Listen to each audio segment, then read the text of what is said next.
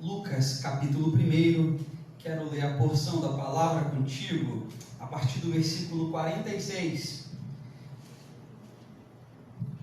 Vamos lá? A partir do versículo 46. Então disse Maria: minha alma engrandece ao Senhor, e o meu espírito se alegra em Deus, meu Salvador, pois atentou para a humildade da sua serva. De agora em diante todas as gerações me chamarão bem-aventurada, pois o Poderoso fez grandes coisas em meu favor. Santo é o seu nome. A sua misericórdia estende-se aos que o temem, de geração em geração.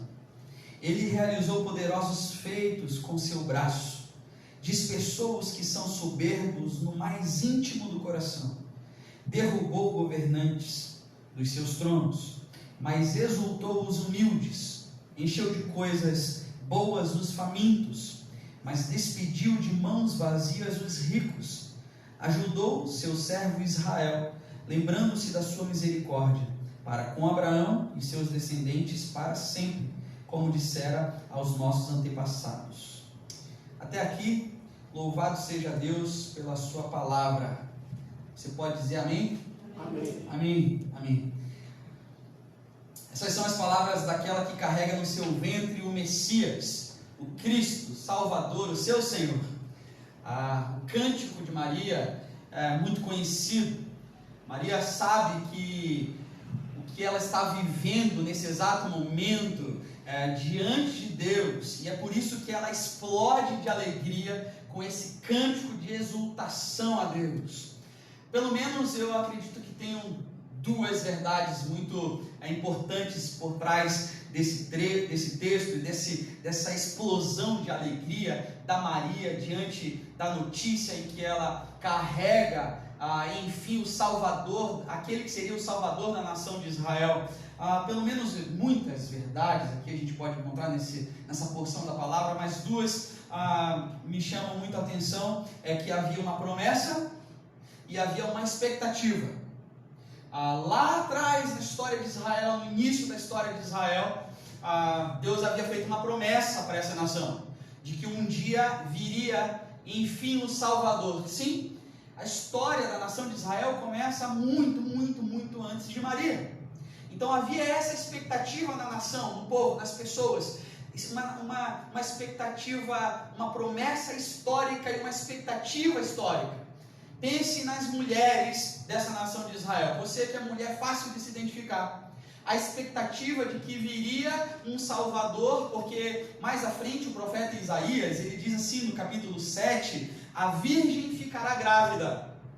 Ou seja, se antes a promessa de que viria um Salvador para uma nação, e a nação de Israel tinha uma expectativa em cima dessa promessa de que enfim viria um Salvador, o profeta Isaías, ele meio que diminui essa expectativa, porque ele restringe agora algumas pessoas apenas, a virgens. Sim, o profeta Isaías no capítulo 7, ele vai deixar mais específica essa promessa. E a expectativa das pessoas também se restringem agora à promessa do profeta Isaías. Capítulo 7. A virgem ficará grávida, dará à luz um filho e o chamará de Emanuel. Então todas essas moças agora, não só as mulheres, mas as mulheres virgens, e é muito fácil a uma mulher saber se ela é virgem ou não, lógico, é algo muito claro para essa mulher, é ter ou não agora a expectativa em cima dessa promessa. Você entende isso? Uma promessa e uma expectativa. Havia essa expectativa agora entre as mulheres, e agora foram restritas às mulheres, um grupo de mulheres, as virgens. Mas havia ainda essa expectativa. Quando virá o Salvador? Quando a nossa situação vai mudar? Quando, enfim, a gente vai deixar de ser escravo, oprimido, perseguido, uma nação miserável, sem recursos? Quando, enfim, a gente mudará a vida? Aí mais à frente, o tempo passa, o profeta Miqueias, no capítulo 5, ele restringe ainda mais essa expectativa diante de uma promessa que diz: mas tu, Belém Efrata, embora pequena entre os clãs de Judá, de ti virá para mim aquele que será o governante sobre Israel. Veja, agora não apenas as mulheres de Israel, nem mesmo aquelas virgens, mas sim e somente aquelas, da onde? De Belém. Havia então uma expectativa agora para aquele grupo muito pequeno de pessoas de uma cidade insignificante chamada Belém. Você consegue imaginar e acompanhar como nação, ter esse olhar da nação, uma expectativa de mudança de vida? Que ela foi sendo restringida, ela foi sendo meio que diminuída. Nesse momento da vida de Maria, que ela explode de alegria, eu acredito que a nação está vivendo um momento muito mais difícil. A opressão, a desigualdade, a discriminação, a morte, há tudo isso. E há uma promessa a uma cidade que nem mesmo no mapa nós temos hoje. Belém. Não há nada de bom em Belém. Não pode vir nada de bom de Belém. Essa é a expectativa. E a promessa se cumpre na vida de Maria. Uma mulher virgem, de uma cidade insignificante, pequena, sem recursos, poucas pessoas. E diante dessa promessa, Maria explode de alegria. Maria tem consciência de tudo isso que eu acabei de falar para vocês. Porque ela vive debaixo dessa promessa, como uma pessoa que faz parte da nação de Israel, que conhece a história de Israel. Ela vive essa expectativa dessa promessa, que essa promessa se cumpra. Só que os tempos são difíceis. Só que a situação não mostra durante muito tempo que de fato virá o Salvador. E aí, dentro dessa consciência, existem algumas verdades que eu quero compartilhar contigo nesse cântico de Maria, e sobretudo nos momentos que é mais fácil a gente não crer do que crer, porque nesse momento era mais fácil as pessoas serem descrentes do que crentes em uma promessa, não terem mais expectativas. E quando você não tem mais expectativa, você não espera mais, sim? Esse ano foi um ano, eu acredito, de expectativas frustradas, para aqueles que tiveram algum tipo de expectativa, sim? E eu lembro, a identificação com esse texto também vem para mim de um ano como esse que nós estamos vivendo, de morte, de doença, de uma doença sem cura ainda. Mas eu lembro que final de março, começo de abril, haviam planos para que a vida voltasse ao normal em junho, começo de julho até mesmo, havia uma expectativa. Mas o tempo passou e de repente já era julho, e de repente nós já estamos na penúltima semana do ano de 2020. Entramos na semana de Natal, estamos aqui de máscara, em poucos, separados daqueles que a gente não convive no dia a dia, vivendo uma nova forma de culto, de celebração, mas nós estamos aqui. Mas o que acontece ao longo do caminho? Muitas pessoas ficaram para trás, porque havia uma promessa de cura e havia uma expectativa. A cura não veio, a expectativa se foi. Então, assim, diante dessa consciência de que a Maria tem, de que ela carrega consigo o Salvador, enfim, de Israel, sobretudo nos momentos difíceis, que é mais fácil não crer do que crer, eu quero compartilhar contigo 4 verdades, 4 consciências que eu desejo muito terminar o ano crendo e consciente dessas verdades, que Maria me ensina, e eu espero que fale contigo também. E a primeira consciência de Maria, diante da verdade da vida dela, é a consciência de que ela é uma escolhida de Deus. E eu queria te dizer isso também. Eu e você, nós somos escolhidos de Deus. Versículo 46, então Maria disse: minha alma engrandece ao Senhor e o meu espírito se alegra em Deus, o meu Salvador.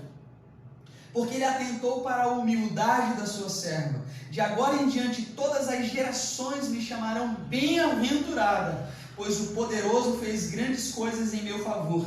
Santo é o seu nome. Isso é graça. Maria aqui está nos dando uma aula incrível de humildade. Ela está nos dizendo que Deus escolheu a ela. Deus a escolheu. Porque assim, eu fico pensando, o que é que eu posso oferecer para Deus? Você já pensou isso? O que é que eu tenho para Deus usar na sua obra? O que eu tenho para dizer para Deus, Criador de todas as coisas, céus e terra? Nele está o domínio, nas suas mãos, o domínio de tudo, da ciência, da tecnologia, do pensar, do saber, tudo está nas mãos dele. O que é que eu posso oferecer para Deus? Você já parou para pensar nisso? Mesmo assim, o que Deus faz conosco? Nos escolhe. Isso é graça. É graça. Não foi eu que encontrei Jesus. Você entende isso? Não foi eu que encontrei Jesus. Foi Ele que me encontrou. Porque Jesus não estava perdido. Quem é que estava perdido nessa caminhada da vida? Eu. O perdido era eu. Então eu fui o encontrado. Eu precisava então ser achado. Porque Jesus não estava perdido. Por isso que a gente não aceita Jesus. Porque assim, não é o menor que aceita o maior. É o maior que aceita o menor. É o maior que escolhe o menor. É o maior que escolhe, que diz assim, você não é tão bom assim, mas vem pro meu time. Lembra disso na infância? A gente tinha que separar o time de futebol. Os melhores escolhiam normalmente. Não é o maior, o menor que escolhe o maior, é o maior que escolhe o menor. Foi Ele que nos aceitou, foi Ele que olhou para nós com graça e disse, pode dar alguma coisa. Ainda vai dar bom essa pessoa. Pode ser alguém. Foi Ele que nos chamou para perto de si. Deus nos escolheu, somos nós que precisamos de Deus. Porque ter essa consciência é importante de que nós somos escolhidos. Nos momentos em que é mais fácil descrer do que crer, e nós estamos vivendo dias assim, em que muitos deixaram de acreditar já. Nos momentos em que é mais fácil descrer do que crer, eu me lembro que sou eu que preciso de Deus e não Deus que precisa de mim. Aí nesse momento começa a cura da minha alma, começa a minha vida a encontrar sentido, porque eu começo a lembrar que sou eu que preciso de Deus, e é Deus que estende a sua mão para mim e me resgata, porque eu estava perdido, eu não era ninguém. Então a Maria está nos dando uma aula de humildade, é um convite à humildade, porque Ele nos escolheu. E é isso que Maria está dizendo. Minha alma engrandece ao Senhor, porque Ele olhou para mim. Por isso a palavra para você que eu quero deixar é: coloque-se no lugar de humildade diante de Deus. Coloque-se num lugar de humildade diante de Deus. O apóstolo Pedro disse no capítulo 5, versículos 5 e 6 o seguinte: Deus se opõe aos orgulhosos, mas concede graça aos humildes. Aí Pedro diz assim: portanto, humilhem-se debaixo da poderosa mão de Deus, para que Ele os exalte no tempo devido, certo?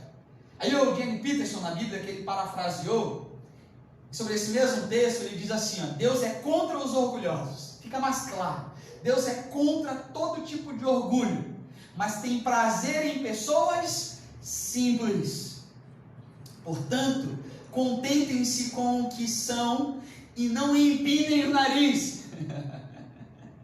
A mão de Deus é forte e está sobre vocês. Ele os exaltará no tempo certo. Vivam livres de preocupação na presença de Deus. Ele toma conta de vocês. Amém? Amém? É uma palavra linda, não é mesmo? Nós podemos nos apropriar disso. Humildade. Maria não se achava ao saber que carregava dentro do seu ventre o Salvador, enfim, aquele que traria salvação. Você conseguiu perceber rapidamente o pano de fundo? Havia uma expectativa enorme, histórica, para aquela que daria luz, enfim, ao Salvador de uma nação. Mesmo assim, Maria sendo escolhida de Belém, de uma cidadezinha pequena, ela não empinou o nariz, ela não se acha ao saber que carregava o Senhor, ela não fala com orgulho para as pessoas, ela não anda com vaidade, com soberba, com o nariz empinado. Ao contrário, ela fica tímida. A Maria fica constrangida, porque ela não entende muito bem isso. Ela é tomada por um sentimento de humildade. Humildade. A resposta de Maria é dizer: Senhor, tu atentou à humildade, à condição humilde da tua serva. Foi o que nós lemos, versículo 48. O Senhor atentou à posição humilde, à condição humilde da tua serva. E o que Maria está dizendo, na verdade, é: o Senhor olhou para a sua escrava. Quando ela diz condição humilde de sua serva, ela está dizendo: eu sou escrava e Deus olhou para mim. Deus me escolheu. Mas eu quero te dizer que isso não torna a vida mais fácil, não. Ser um escolhido de Deus. Maria também nos ensina isso. Não torna a vida mais fácil saber que somos escolhidos de Deus. Muitas vezes porque a consciência de que somos escolhidos por Deus não nos isenta de sermos rejeitados pelas pessoas. Rejeitados por empregos, portas de emprego. Você diz: seu crente, não contrato crente aqui. Já viu isso? Sermos escolhidos de Deus não nos isenta dos problemas. O primeiro que pensou em descartar Maria foi quem? O próprio marido, o futuro marido, José. O próprio José olhou para Maria e não entendeu muito bem a situação. Os estudiosos dizem que José, nesse momento da vida, já era um homem quase idoso. Razão pela qual ele morreu antes mesmo de Jesus chegar à fase adulta. E é por isso que nós não lemos muito sobre José. Porque os registros de Jesus, na sua maioria, estão na sua fase adulta. Adolescente para adulto. E aí nós não temos registro de José nessa fase. Maria era, ao contrário de José, jovem. Pense na situação de José. Pense na situação do José. José, eu estou grávida. Como assim grávida? Eu estou te esperando há tanto tempo. Você é virgem. É do Espírito Santo. Meu Deus. Crise. Que problema é esse? Quem acreditaria numa história dessa? José entra em crise. E é muito interessante essa história de estar grávida e não ser José. Não colou muito com José. E a Bíblia diz que José, sendo um homem bom, isso é muito interessante. A Bíblia diz que José, sendo um homem bom, planejou deixar Maria secretamente, sem ela saber.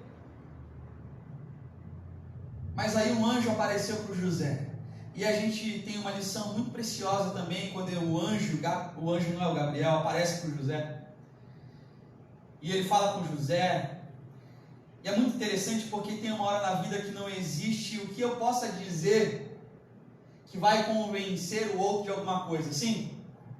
Tem uma hora na vida que você pode, você pode desenhar o cálculo que for, o cálculo mais complexo e chegar no resultado certo. Você mostra para uma pessoa: é isso. Tem pessoa que vai dizer: não é. Não é. Vai lá construir uma casa e vai dizer: mas se eu fizer desse jeito vai cair. A pessoa diz: não quero saber, eu quero assim. Não tem o que você faça, que vai convencer essa pessoa a fazer o correto. Sim ou não? Existem momentos na nossa vida em que a gente pode estar coberto de razão, está fazendo tudo certo, a gente não vai convencer a pessoa do que ela quer. Tem uma hora na vida que a minha condição, independente da culpa que eu tenha ou não, é indefensável. Tem uma hora que eu não convenço mais. Tem uma hora que não tenha o que eu diga para o meu filho que vai fazer com que ele acredite que aquilo não é bom para ele. Os pais e as mães sabem disso, não é verdade? Tem uma hora que não tem o que eu diga para uma pessoa que vai mudar o coração dela do jeito que está o coração dela. Tem uma hora que eu não abro mais o coração de ninguém que resolveu fechar o coração. Sim, existe esse momento. Isso aqui está acontecendo com José. Mas é nessas horas que eu sei, pela fé, que Deus agirá. Sim, nós precisamos ter esse momento também. Maria não precisou se defender de José, não precisou justificar-se quando ele duvidou de que o filho não era de nenhum outro homem, de que ali estava acontecendo algo inexplicável, milagre. Quem explica milagre? Maria não precisou se defender, não precisou explicar nada para o José, porque quando você se defende, essa é uma verdade. Quando você se defende, é você que se defende. Mas quando Deus te defende, é Deus que defende. Você não precisa se defender, sim? E eu prefiro a defesa de quem? Eu prefiro a defesa de Deus. Ainda que um anjo tenha que aparecer, o Senhor vai sair à sua defesa. Amém? Isso está acontecendo aqui. O salmista tem essa consciência, e no Salmo 37 ele diz o seguinte: confie no Senhor e faça o bem, assim você habitará na terra e desfrutará segurança. Deleite-se no Senhor e Ele atenderá aos desejos do seu coração. Entregue o seu caminho ao Senhor, confie nele e Ele agirá. Olha só o que o salmista diz agora no versículo 6. Ele deixará claro como a alvorada que você é justo, e como o sol do meio-dia que você é inocente. Então, ele termina dizendo: descanse no Senhor e aguarde por Ele com paciência.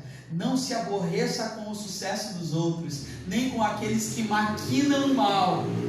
Evite a ira, rejeite a fúria, não se irrite, isso só leva ao mal. O que Maria faz diante de José que não acredita nela? Descanse em Deus. Ela não tem muito o que fazer. Às vezes a gente fica gastando saliva, esforço em situações que a gente só se defende e a coisa, ao invés de melhorar, o que acontece? Só piora.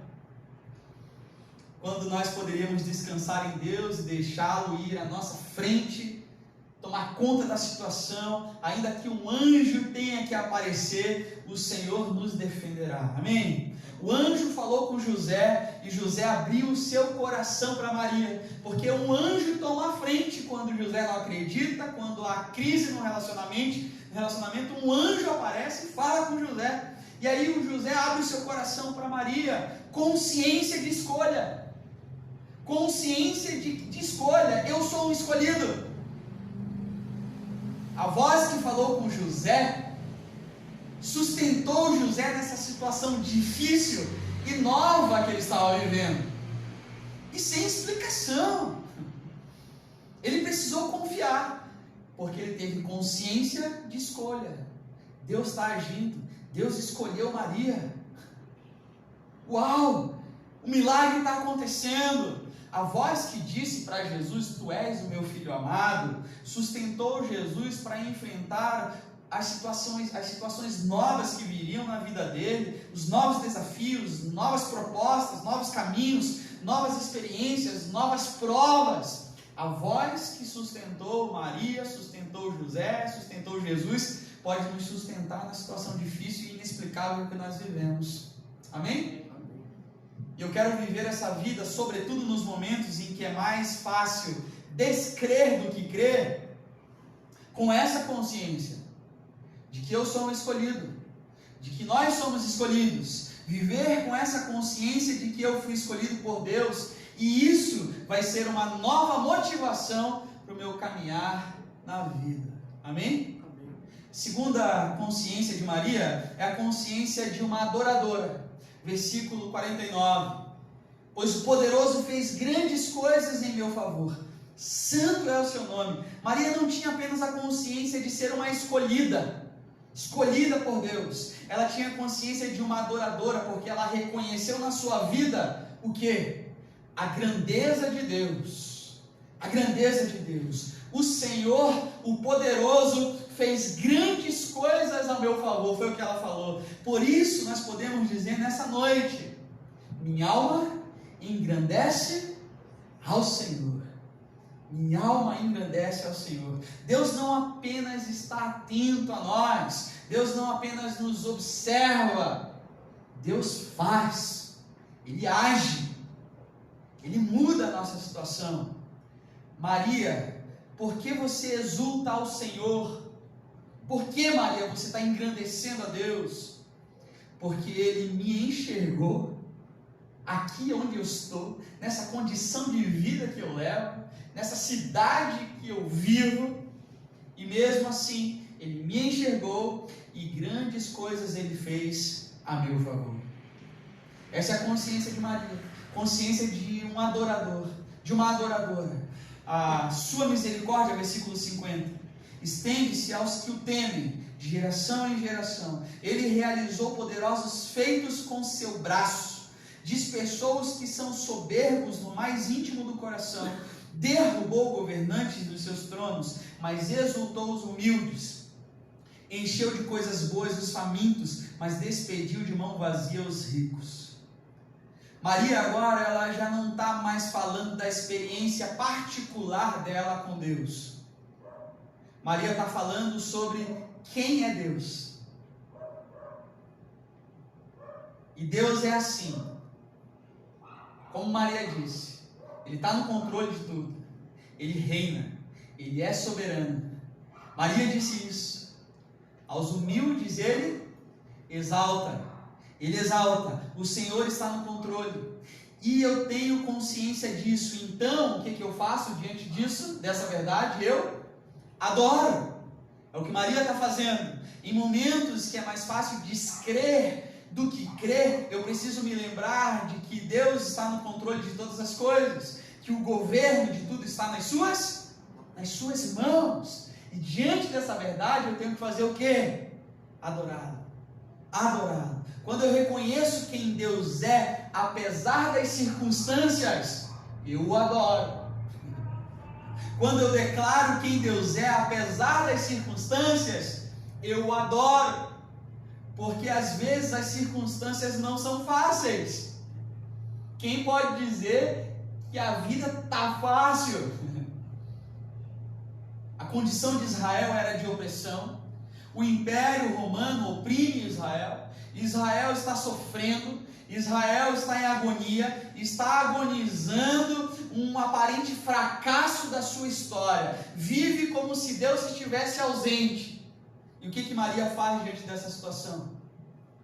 Maria exalta a Deus, que irá colocar as coisas no lugar. Ela sabe disso. Enfim, Deus irá ajustar tudo. Consciência de adorador. Maria mesmo. Quem é Maria? Não é uma pessoa poderosa de Israel. Não é uma pessoa influente na sociedade. É uma mulher simples, humilde, uma mulher pobre, de uma comunidade pobre, de uma comunidade pequena, de uma família pobre, de uma família que não tem sobrenome. Mas quando ela vê que Deus a escolheu, ela também vê quão grande é Deus, que não precisa escolher gente pronta, poderosa, influente, capacitada, cheia de recursos, porque os recursos vêm das mãos dele. Ele é o provedor de todos os recursos, ele escolhe quem ele quiser, ele faz como ele quer, ele usa quem ele quiser usar, porque Maria disse que ele é poderoso. Isso é adoração, igreja. Isso é adoração. Quando eu reconheço quem é maior, quando eu reconheço quem é maior, ainda que as circunstâncias estejam tão estranhas, e nós estamos vivendo dias de circunstâncias e situações estranhíssimas, muito estranho. A sensação é de que a vida saiu do trilho, sim ou não? São os dias que nós estamos vivendo: morte, doença, desentendimento político, falta de governança, vírus, crise financeira, o mundo está desprotegido. Antigamente você perguntava para alguém: do que você tem medo? A pessoa diz: eu tenho medo do escuro, eu tenho medo de andar de avião, eu tenho medo de leão, eu tenho medo de tubarão. Não é verdade? Você pergunta hoje para uma pessoa do que você tem medo, a pessoa diz: eu tenho medo de ficar gripada. São dias estranhos. Sim ou não? São os dias que nós estamos vivendo. Medos, receios, insegurança. Mas ainda que tudo isso esteja muito estranho, que os dias sejam estranhos e o mundo esteja de pernas para o ar, nós precisamos lembrar o quê? Que Deus reina. Nós cantamos isso. Deus reina. Deus reina. Isaías, no capítulo 6 do seu livro, ele disse: no ano da morte do rei Uzias. Aí nesse ano da morte do rei Uzias, o tempo era de dificuldade para a nação de Israel também. Israel estava numa convulsão social, política, econômica, crises e mais crises estavam acontecendo em Israel. Isaías estava com medo do futuro, ele não sabia o que ia ser do futuro, ele era profeta da corte.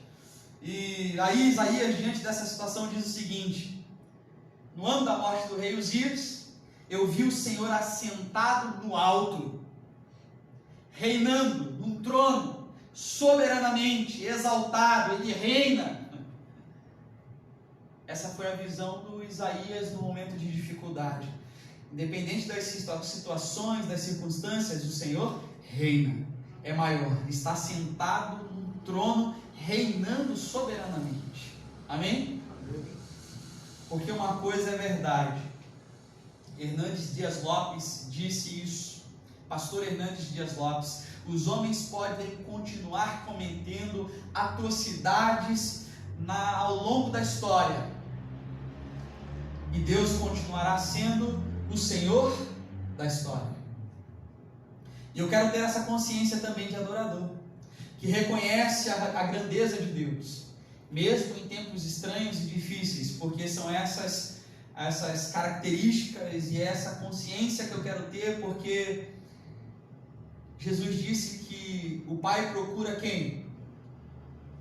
Aqueles que o adoram em espírito e em verdade. Deus está à procura de adoradores que o adorem em espírito e em verdade. Quem diz amém para essa palavra? Amém. Terceira consciência de Maria, versículo 54, é a consciência de uma mulher de fé. Versículo 54: ajudou o seu servo Israel, lembrando-se da sua misericórdia, para com Abraão e seus descendentes para sempre, como dissera aos nossos antepassados. A consciência de uma mulher de fé. O que Maria está dizendo aqui? Maria está dizendo: Israel, lembrem-se, Deus cumpre as suas promessas. É isso que Maria está dizendo.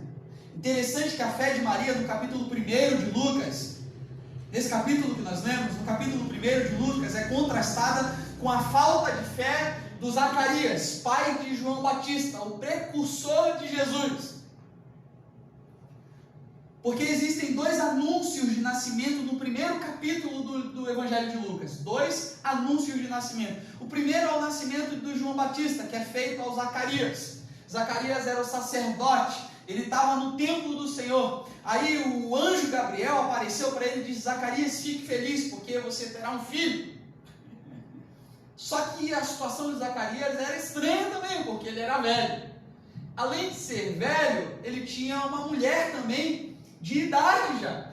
Nem ele nem a sua mulher podiam ter filhos. Isabel não era apenas de idade, ela era estéril, é o que a palavra diz. Mas aí o anjo aparece para Zacarias e diz para ele: fica feliz, Zacarias, você vai ter um filho. Zacarias, fique feliz, você vai ter filho e você vai colocar o nome do seu filho de João. E ele será a voz que clamará no deserto para endireitar as veredas do Senhor, de Jesus. Amém? Você conhece a história. Zacarias olha para o anjo e faz uma pergunta: como posso saber disso? Zacarias olha para o anjo e diz: como posso saber disso? Como é que eu posso saber disso?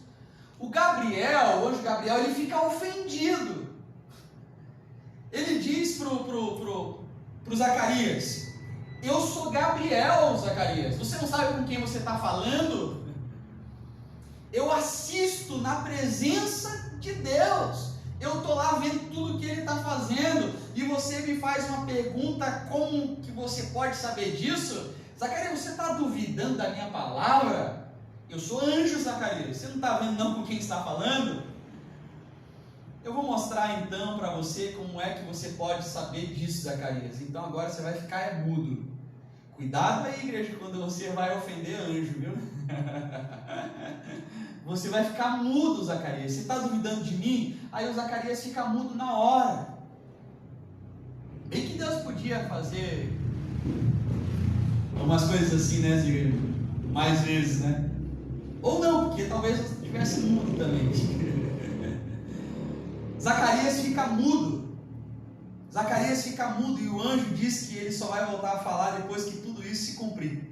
Aí Isabel fica grávida, a mulher de Zacarias, sim. As pessoas começam a perguntar, então a especular. Qual vai ser o nome do menino, Isabel? O que está acontecendo?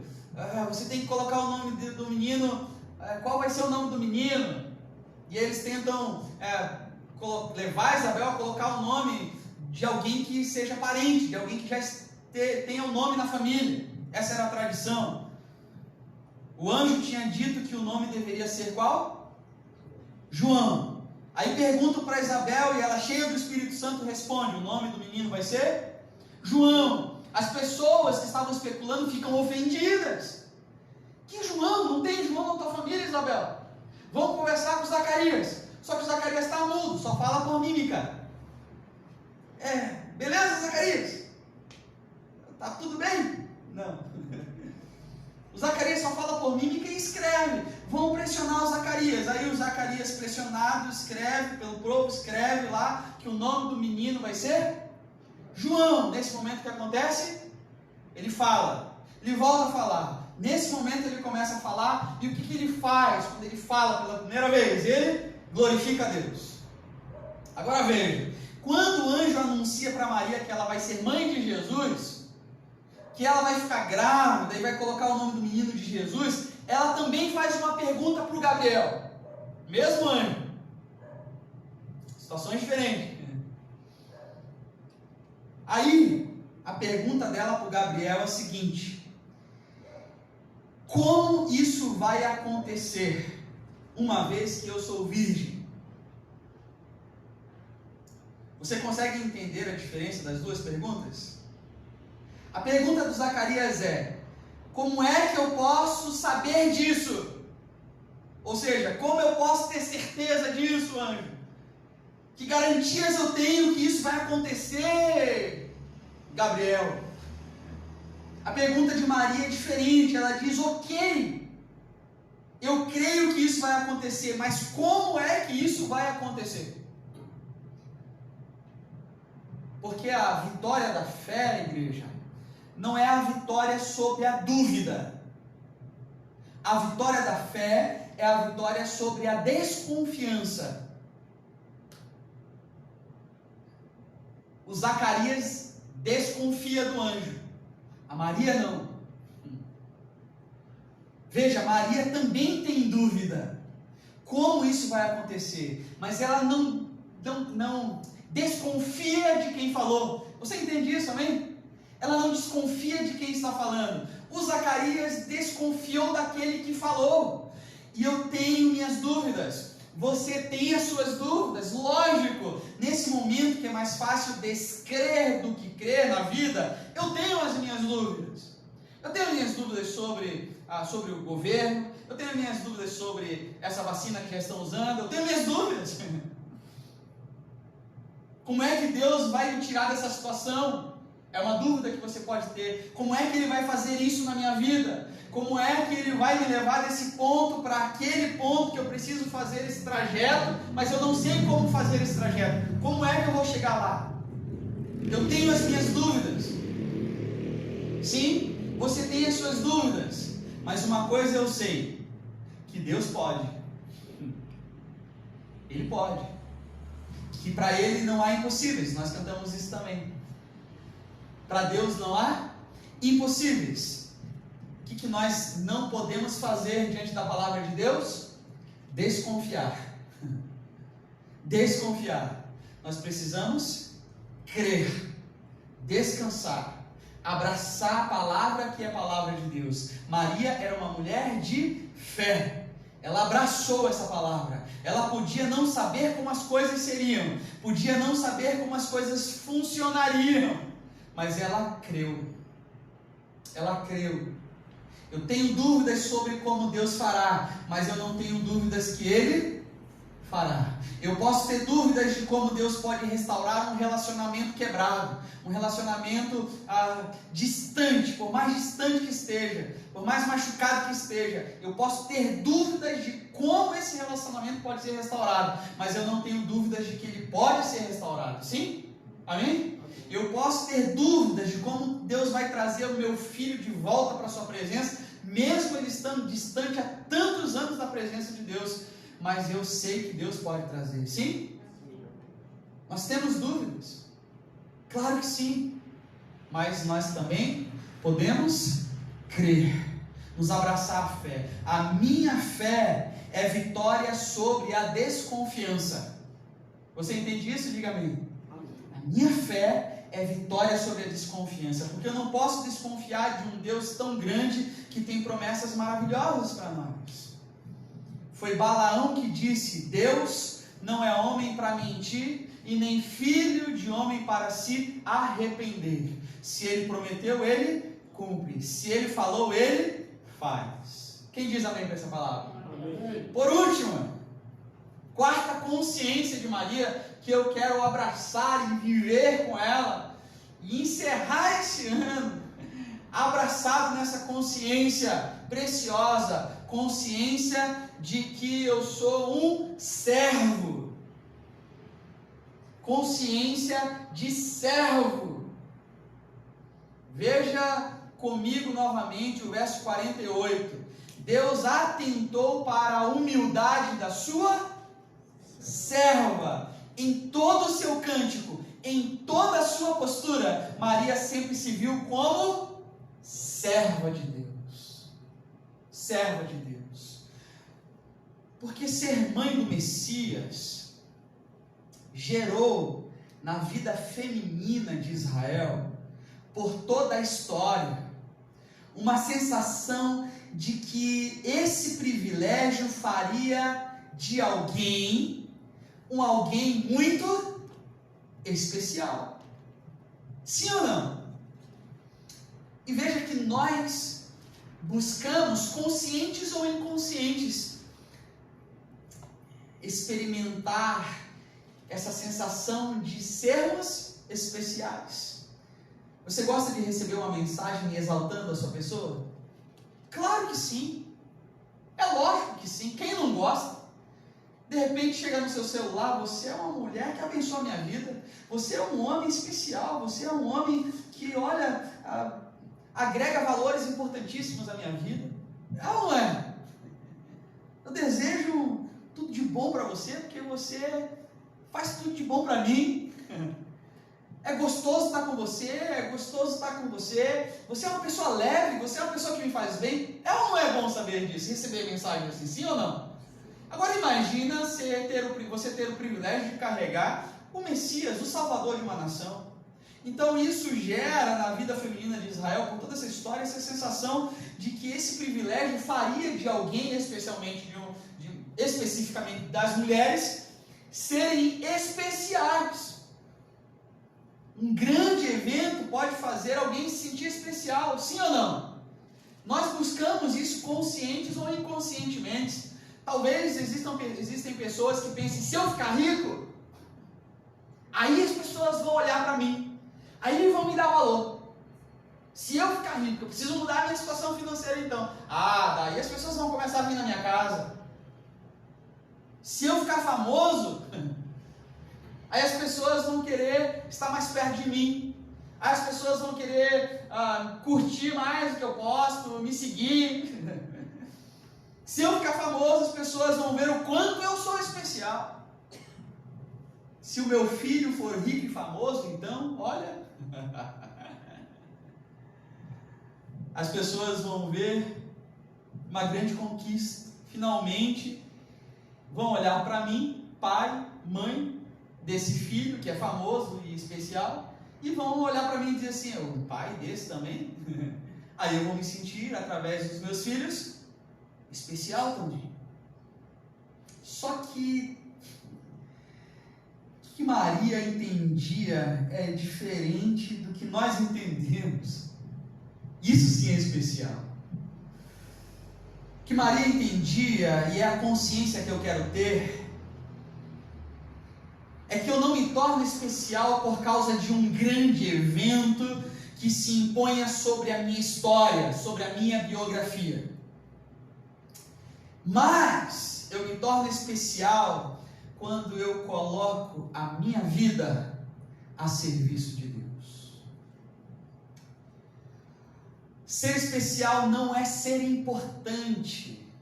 Ser especial é ser servo. A qualidade da minha história, da minha biografia, eu acredito muito nisso, ela vai ser testificada no quanto eu servir a Deus. No quanto e o quanto mais eu servir a Deus. A minha história, no final dela, vai ser testificada como especial dessa maneira. Ser útil nas mãos de Deus. É Deus quem me faz especial à medida em que me aceita, em que Ele me usa na sua obra, e nessa obra que Ele poderia fazer sozinho. Ele podia fazer tudo sozinho. Essa obra que Deus faz através da minha vida e da sua vida, Ele faria tudo isso sem nós.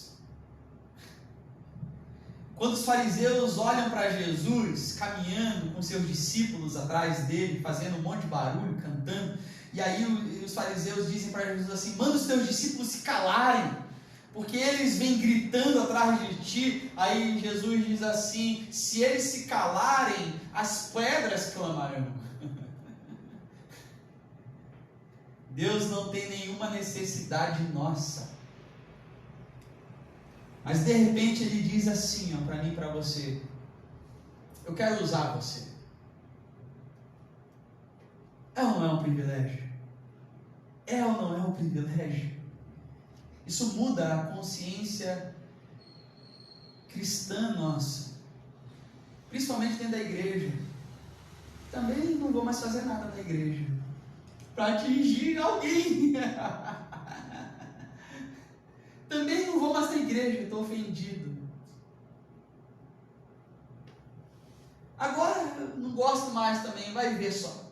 Só tem eu que toco baixo lá na igreja e não vou mais tocar porque pisaram no meu carro. Eu também não vou mais tocar. Não é que Maria tenha experimentado grandes coisas aos olhos dos homens, mas ela estava totalmente à disposição de Deus, e isso fez dela alguém especial. Não é o que eu faço para Deus que me torna especial, é eu estar inteiramente à sua disposição, para Ele usar a minha vida, como Ele quiser, onde Ele quiser, para quem Ele quiser, com 3 pessoas, ou com 100 pessoas, ou com 1000 pessoas, com 5.000 pessoas. Ter uma vida totalmente à disposição do reino. E eu não quero mais ser especial porque as pessoas me fazem sentir especial. Eu quero crer que a minha vida é especial porque ela está a serviço de Deus. E aí não importa aonde Ele quiser me usar. Se nos bastidores, se colocando água no bebedouro, se no som onde ninguém vê, se limpando o banheiro, se limpando a igreja, se regando as flores, se limpando a vidraça, se tocando, se pregando, não importa onde Ele quer me usar, não importa como Ele quiser me usar, se tocando, se orando, se pregando, se limpando a igreja, se discipulando 2 pessoas, não importa para quem Ele quer me usar, importa o que, igreja? Que a minha vida está à disposição de Deus e eu o sirvo.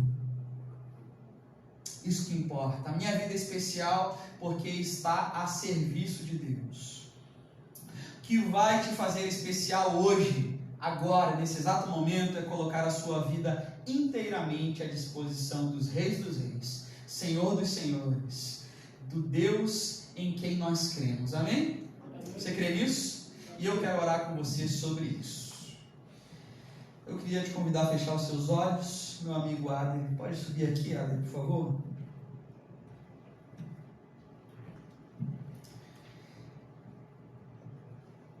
Eu não sei como foi o seu ano, quais foram as suas dificuldades, os seus anseios, os seus medos, as suas perdas, quais são as suas orações não respondidas, não sei das suas esperanças, mas o que eu quero te dizer é: não desanime, não murmure, não se revolte, não brigue com Deus, não brigue com a igreja, não pegue atalhos. Deus não esqueceu de você, Deus não deixou de prestar atenção em você.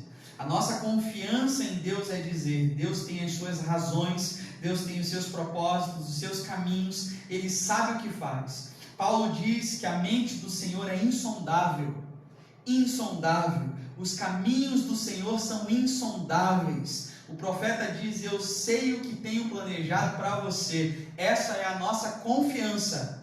Eu quero orar, nós queremos orar para que o seu coração seja como o coração de Maria, um coração humilde, que engrandece a Deus, e que a alegria é resultado da presença de Jesus na sua vida. E que você possa dizer nessa noite como Maria: minha alma engrandece ao Senhor, meu espírito se alegra em Deus, meu Salvador, porque Ele atentou para a humildade da sua serva. Quantos aqui desejam essa consciência de servos? Diga isso ao Senhor. A consciência de pessoas de fé, a consciência de adoradores, a consciência de escolhidos.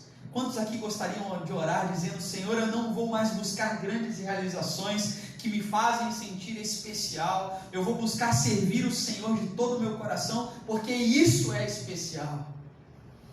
Eu quero consciência de adorador, porque não são as minhas lutas que são grandes, não são as circunstâncias que têm poder, é o Senhor que é maior do que tudo.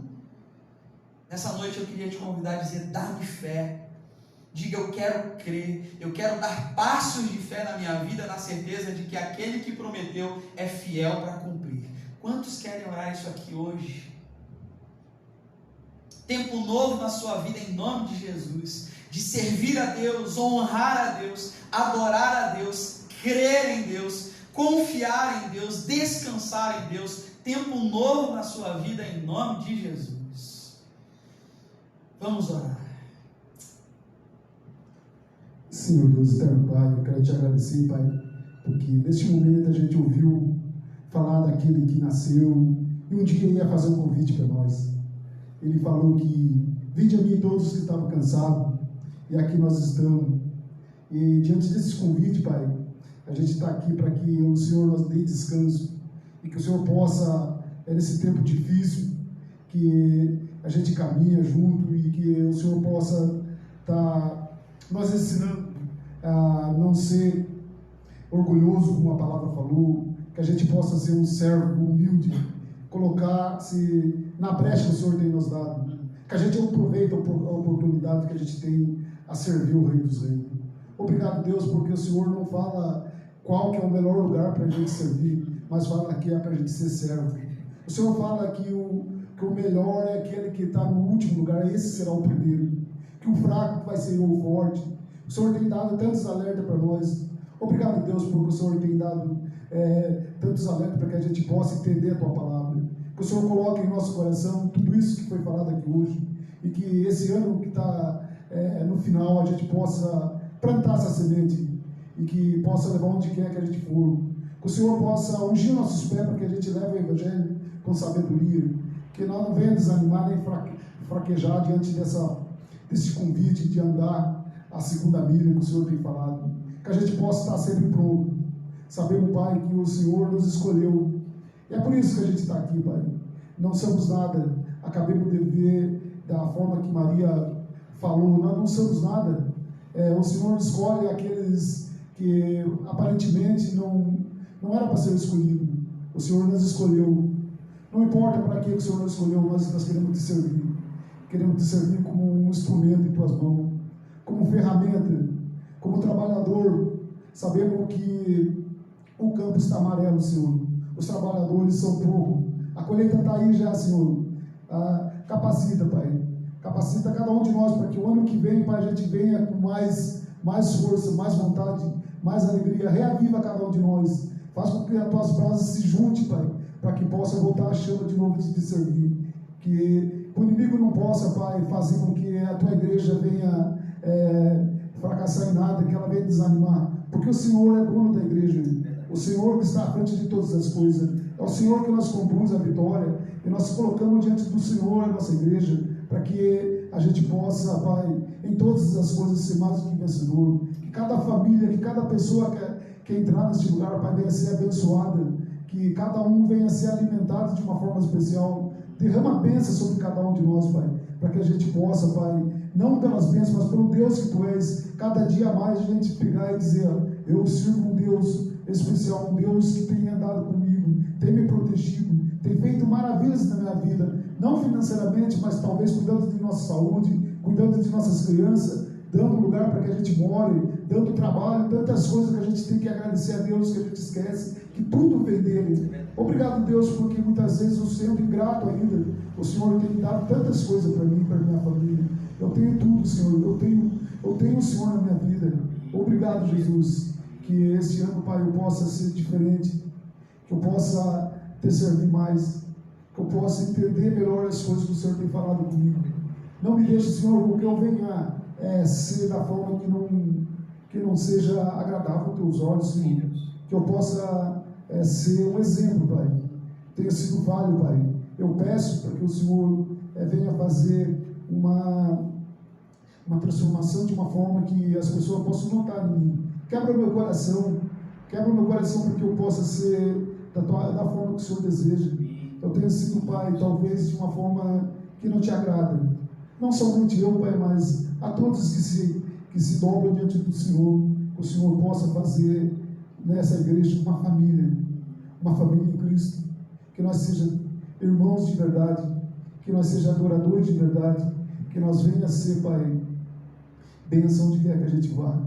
Obrigado, Deus, por este lugar, que a gente se reúne aqui, casa do Senhor, casa de oração, casa de louvor, que a gente se agrade de estar aqui e se reunir como família, que a gente compartilhe o pão, a palavra, tudo junto, Pai, como uma só família.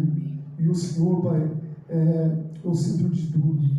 O Senhor está no centro de tudo da nossa vida, que a gente não esqueça disso. Sem o Senhor, nós não somos nada, nós não podemos fazer nada.